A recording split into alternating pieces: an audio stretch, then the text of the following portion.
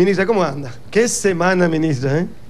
Sí, una semana dura, pero estas son las cosas que suceden cuando encaramos cambios culturales, cambios que implican establecer institucionalidad y generar procesos de transformaciones para que tengamos una mejor educación. No hay otro camino, hay que vivir sacrificios y hacer el esfuerzo y empeñarse en hacer cada día mejor. Así que es parte del trabajo, resistir presiones, tensiones. No está exento, el proceso de transformación no está exento de tensiones y de conflictos. Toda reforma duele.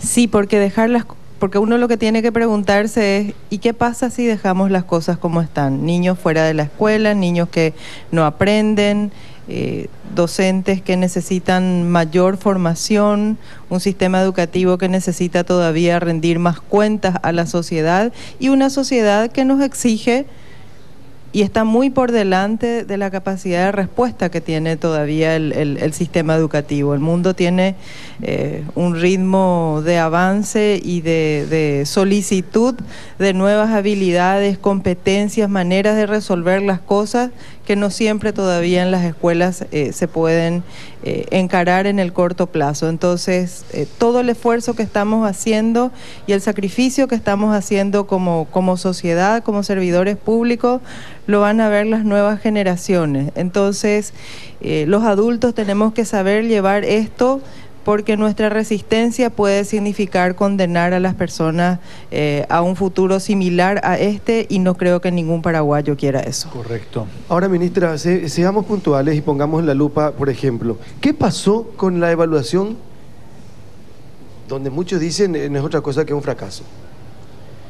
Y algunos atribuyen a la falta de preparación de los docentes, y en otro caso atribuyen hasta al propio ministerio del fracaso, porque sostienen en algunos casos, si es tan fácil, superan la evaluación todos, y si es muy difícil, fracasan todos. Entonces hay un problema a la hora de plantear o de cómo se planteó la evaluación. ¿Qué explicación, pasados los días, qué explicación se puede dar a la ciudadanía? Porque fíjese también, ministra, que hoy por hoy, y con la forma en que se difunde la comunicación y la información, un alumno de cualquier grado o de cualquier curso ya le menoscaba hasta el propio docente.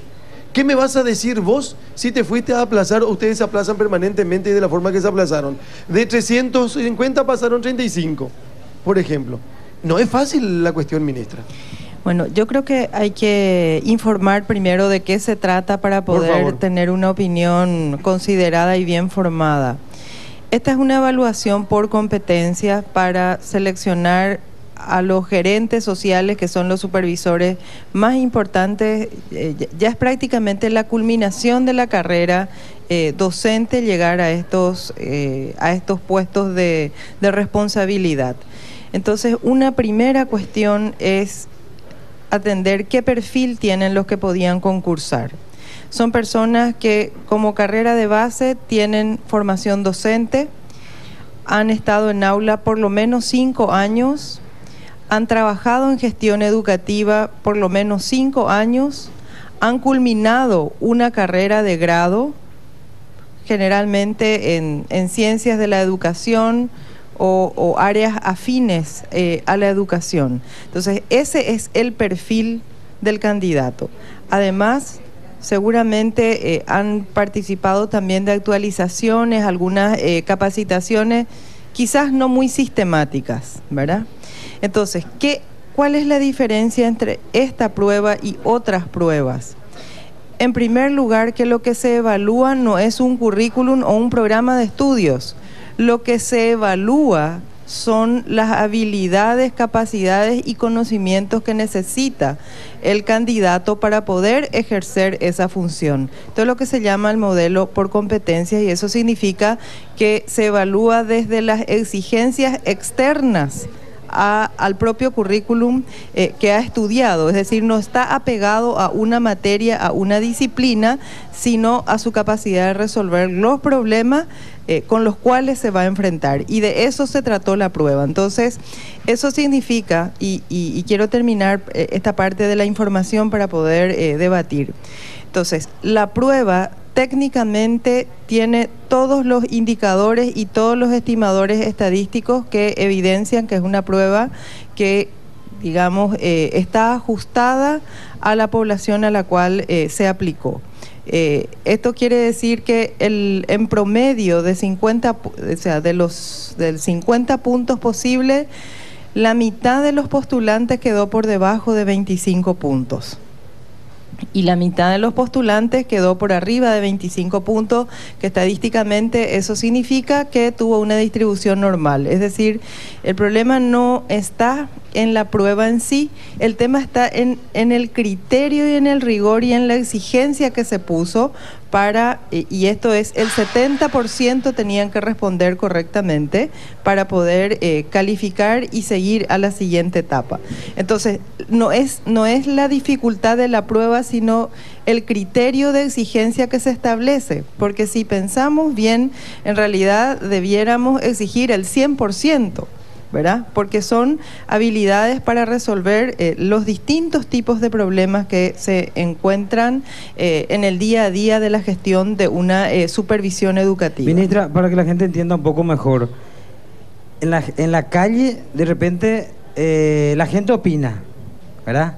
Y probablemente a la ligera, porque no conoce mucho del tema, ¿verdad? Solamente lo que se sabe es que se fueron a rendir 300 y pico y 34 nomás pasaron. Entonces, maestro, así dicen. Esa es la primera reacción. La conclusión. Usted ya habrá escuchado, mire, no, yo no lo estoy inventando. Porque es muy probable que se hable desde el desconocimiento, claro, desde la falta de información. Entonces, en un país en donde el que menos sabe, más grita o más fuerte habla, te puede encontrar. Entonces lo que la ministra cosas. dice, lo que las pruebas que se hicieron se enmarcan dentro de lo que el docente debe saber para ejercer la función de supervisor y de coordinador. No es que no tenga el conocimiento y que sea un burro y que por eso se aplazó, sino que no conoce de la materia que tiene que conocer para resolver los problemas en el cargo que va a hacer, que va a ejercer. Eso es lo que pasó. Sí, y ahí vamos a las hipótesis o algunos factores que podemos analizar de por qué nos encontramos frente a eso. En primer lugar, esta no es la primera evidencia que tenemos de la baja calidad educativa en el país. Esta es una evidencia más, ¿verdad? No es la primera, ¿verdad? El 70% de los niños no aprenden. Pasa que como eso no tiene consecuencias, ¿verdad? En el sentido de que es un dato, es una información. Sin embargo, bueno, esto sí tiene relevancia porque se trata de un cargo de selección, por eso llama más la atención. Además, el sistema de supervisión no tiene precisamente una tradición basada en el concurso. ¿Qué porcentaje de los niños no aprenden? 70% de los niños no aprenden. 70%. Claro, y nos altera mucho como sociedad y eso también es bastante preocupante. Ahora no nos va a alterar, pero el día de mañana va a tener sus consecuencias. Bueno, pero estas ya son las consecuencias, entonces es muy interesante analizar. En primer lugar, acá no tenemos que penalizar a las personas que participaron. Son adultos, tienen parte, digamos, todos tenemos una parte de la responsabilidad y eso es lo que se llama teoría de la atribución. Si yo frente a un problema explico todos los motivos fuera de mí, quiere decir que no estoy dispuesto a cambiar.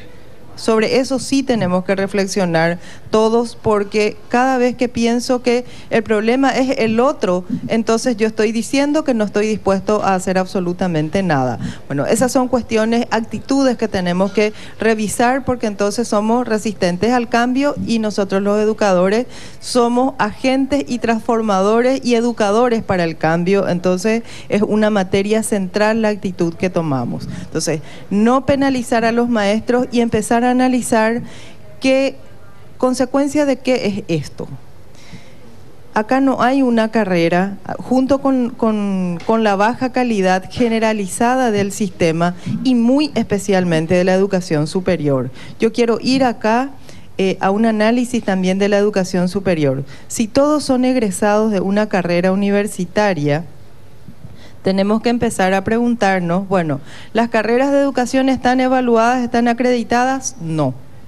Las instituciones formadoras de docentes, sean universitarias o institutos, ¿cuentan con evaluaciones institucionales? No.